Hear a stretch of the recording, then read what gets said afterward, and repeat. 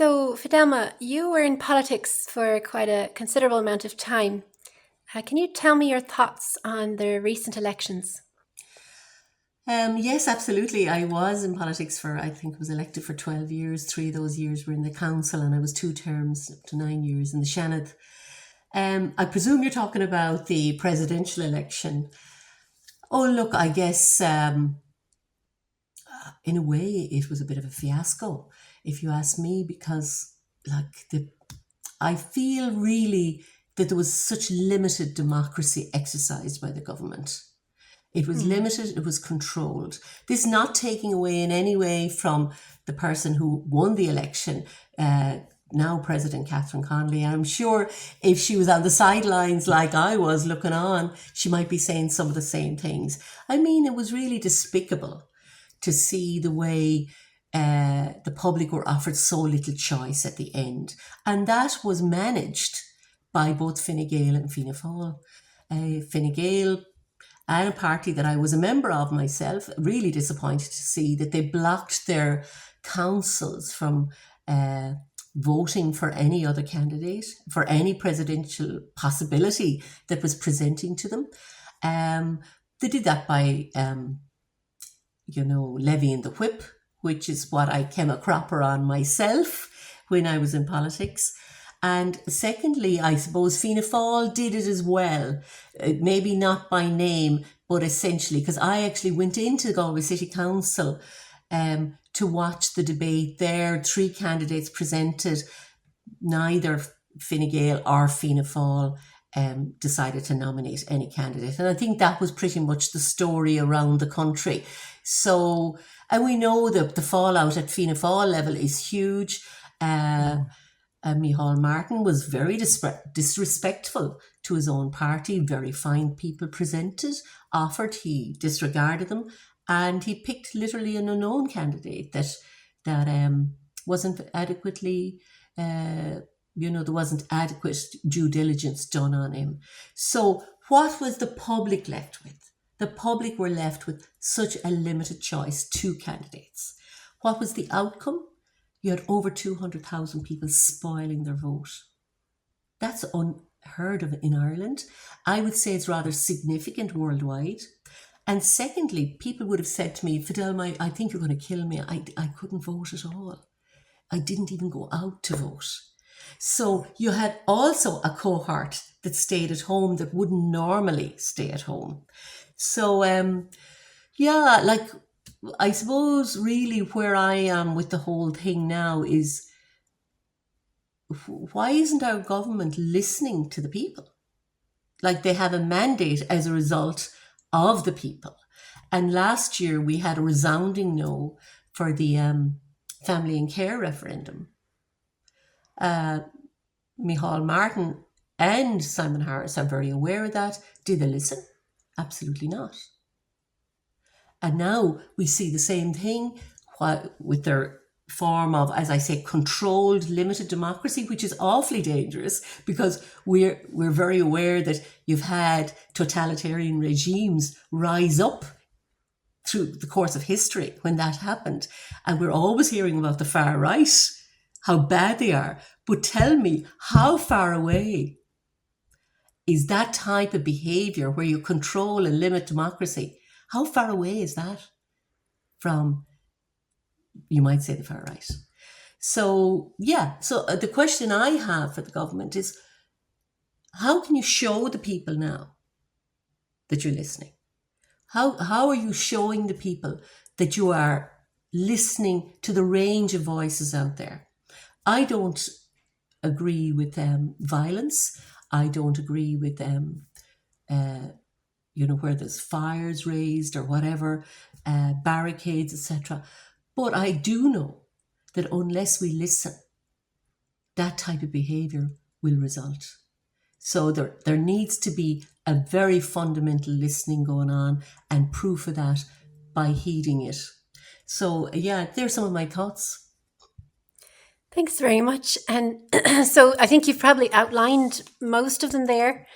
The reasons why you signed the CitizenGO petition, putting pressure on Micheál Martin to expedite the bill that's been presented in the Dáil that basically will call for a referendum on changing the rules in the Constitution to kind of loosen the restrictions on nominations so that maybe next time we can avoid this.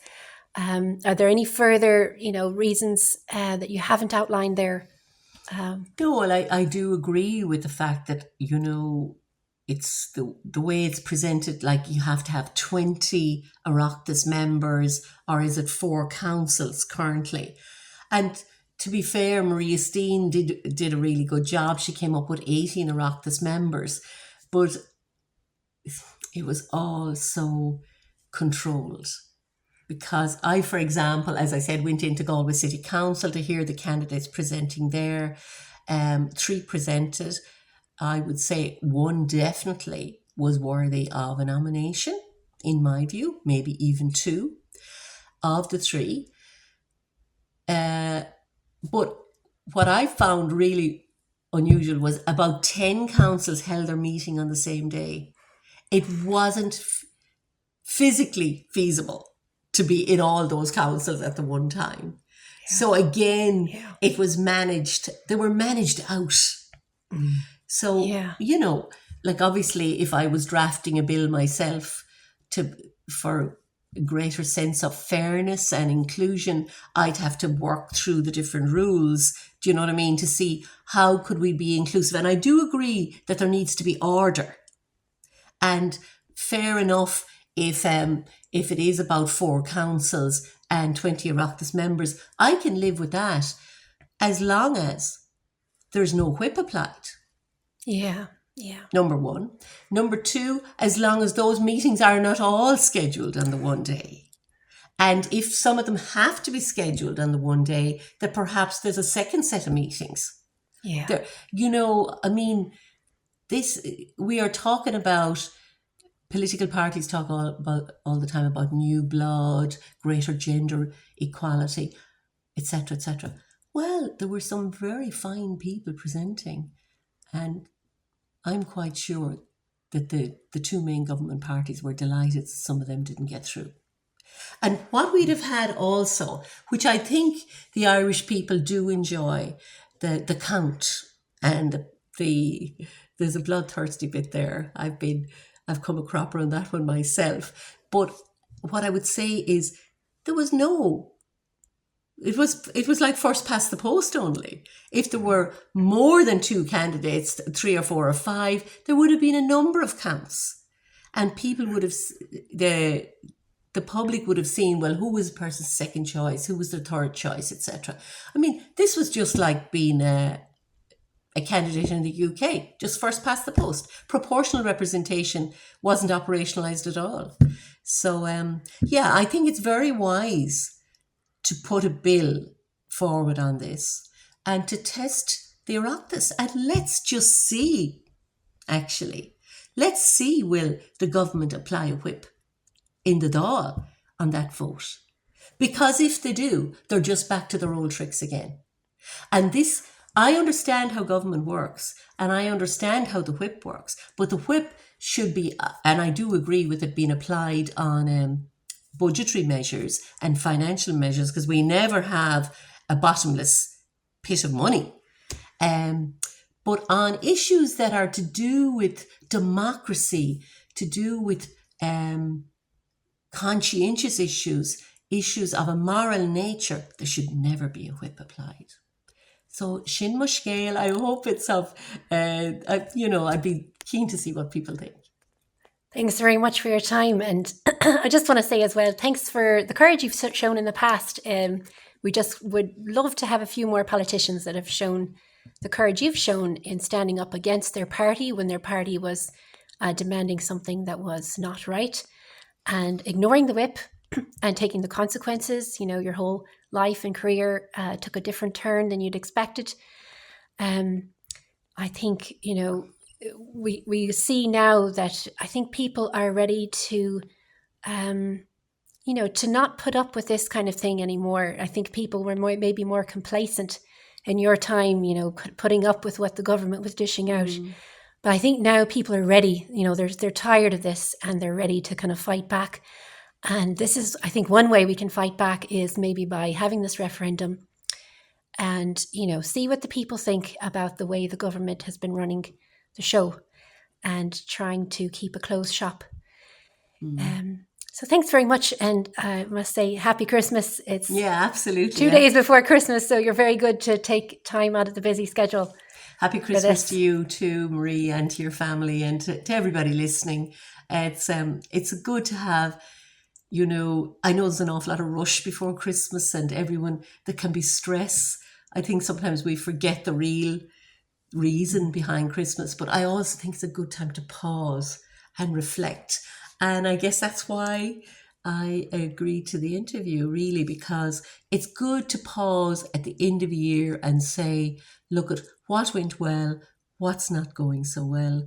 And, you mentioned there, Marie, about that people maybe aren't that complacent anymore. Well, people have so much going on in their own lives. And when you think of the level of homelessness now and how difficult it is for a person to own their own home, they have priorities that, keeping a roof over your head is often a person's first priority. So look, I just want to say well done to you guys as well at CitizenGO, because you are, in my view, you're actually exercising a whip for democracy, if you like. So look at. Thanks very much. You're welcome. Happy Christmas. Cheers.